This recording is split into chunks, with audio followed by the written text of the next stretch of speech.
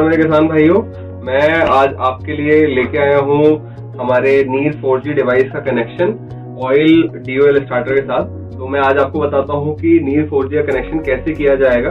बहुत ही आसान होता है और आप 10 मिनट में इसको कनेक्शन कर सकते हैं। हमारा जो नीर 4G जो डिवाइस है उसका कनेक्शन बिल्कुल ऑटो स्विच या ऑटो कट की तरह होता है और अगर आपने कभी यूज किया होगा तो बहुत आसान तरीके से हो जाता है। तो आप यहाँ पे देख पा रहे हैं हमारा नीर 4G यहाँ पे हमने लटकाया हुआ है और इसके बाजू में आप देख पा रहे हैं यहाँ पे हमने DOL स्टार्टर अपना ऑयल वाला वो यहाँ पे लगा हुआ है 2 बटन वाला।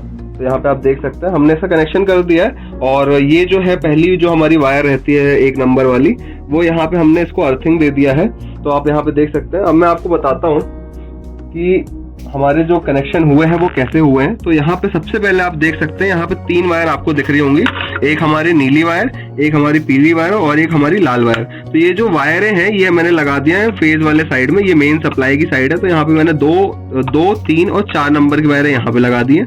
उसके बाद जो हमारा 5 नंबर का वायर रहता है यानी कि जो फीडबैक का वायर रहता है वो मैंने लगा दिया अपने मोटर के किसी एक फेज पे, जो मोटर वाली साइड रहती है उसके मैंने लाल वाले फेज पे यहाँ पे लगा दिया है। ठीक है। अब इसके बाद अगर आप देखेंगे तो यहाँ पे 4 वायरें बचती हैं फीडबैक के बाद, हमारी 2 हरी वायरें और 2 हमारी काली वायरें, ये अपने ऑन रिले और ऑफ रिले के लिए रहती हैं। तो अब मैं इसको आपको बताता हूँ ये कनेक्शन कहाँ पे होगा।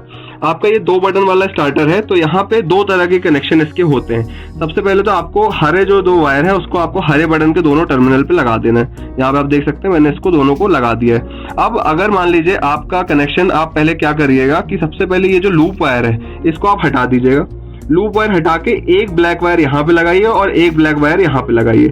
अगर ये लगाने के बाद आपका डिवाइस ऑन और ऑफ होता है तो यानी कि आपका कनेक्शन सही है। अगर नहीं होता है तो फिर आप क्या करिएगा, ये लूप वायर आप वापस लगा दीजिए और पहली जो काली वाली वायर है उसको आप यहाँ पे लगाइए और दूसरी वाली जो काली वाली वायर है उसको आप एक फेज पे लगा दीजिए।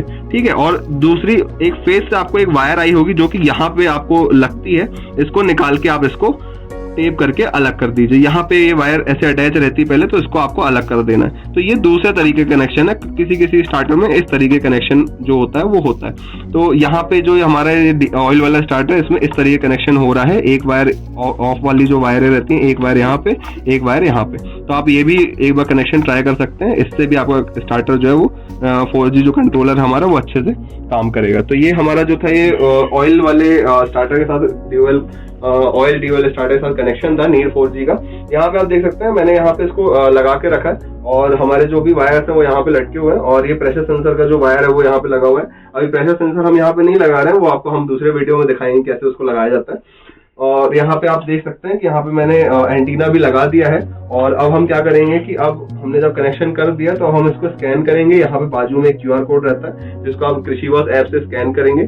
स्कैन करने के बाद जैसे ही आप यहाँ पे मैं सारे फ्यूज लगाऊंगा तो आपको यहाँ पे जैसे मैंने एक बटन को, ये जो ऑन और ऑफ वाली बटन है, मैंने इसको ऑन पे कर दिया तो यहाँ पे हेल्थ और फॉल्ट की LED जलने लगेगी।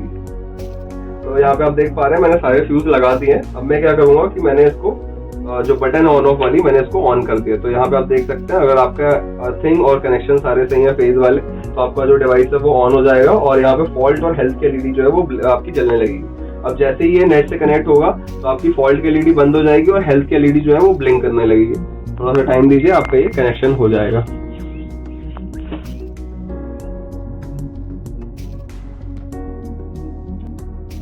तो यहाँ पे आप देख सकते हैं फॉल्ट की LED बंद हो गई और हेल्थ की LED जो है वो ब्लिंक करना स्टार्ट हो गई, यानी कि हमारा जो डिवाइस है वो नेट से कनेक्ट हो गया और अब हम इसकी टेस्टिंग वाला जो काम है वो पूरा कर सकते हैं। और अब